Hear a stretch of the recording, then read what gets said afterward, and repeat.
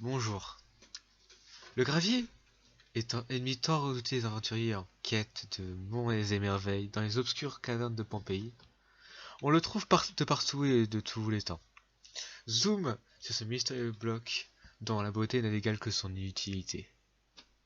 Mais retraçons tout d'abord l'histoire de ce bloc, qui au jour -800 avant Notch n'était que poussière et errait sur le sol des cavernes de la ville, rendant l'air littéralement lourd et irrespirable pour quiconque osait s'y aventurer. La dangerosité de cette poussière prit tout son sens lorsque, en l'an -720, le général Microsoft l'exploita et enferma les Mojangwa dans une des cavernes, où ils finirent asphyxiés. Quelques mois après ce génocide, les cavernes furent fermées. Au jour -200 avant Notch, la fameuse éruption du Vésuve survint, libérant cette poussière dangereuse et potentiellement mortelle qui, en remontant, se solidifia au contact de l'air.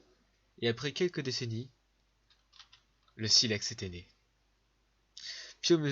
Puis à mesure des jours, de plus en plus de poussière vint former une barrière grisâtre, dont l'utilité n'a d'égal que de sa laideur légendaire.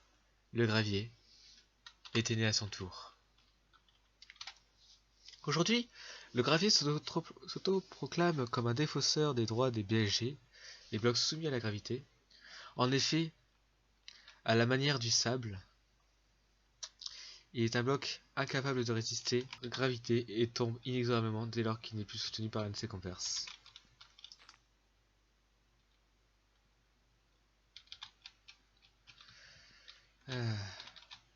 Quel bloc de merde. Seulement, le gravier n'est pas seulement très chiant, il est aussi très laid. Et surnommé par ses compères blocs, le Vasi lui déminerait. De par son statut de victime bolos, le bloc de terre notamment a tenu à témoigner contre cette espèce proliférante de Gravitus ornithae, aussi connue sous le nom de gravier.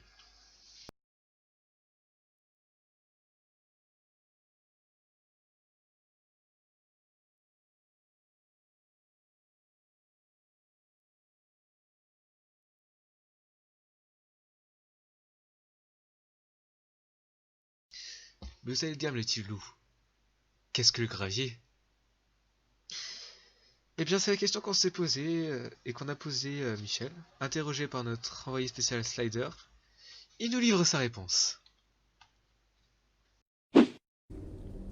Bonjour Michel, alors ça y est, après des années d'études sur ce bloc si particulier du nom de gravier, vous avez enfin une réponse à cette question existentielle que nombre de philosophes, tels que Dominator ou encore Antoineux, s'étaient posée.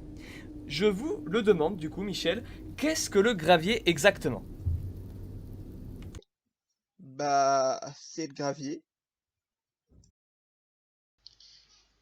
Eh bien, merci Michel, c'était Nico, votre présentateur préféré. À vous les studios.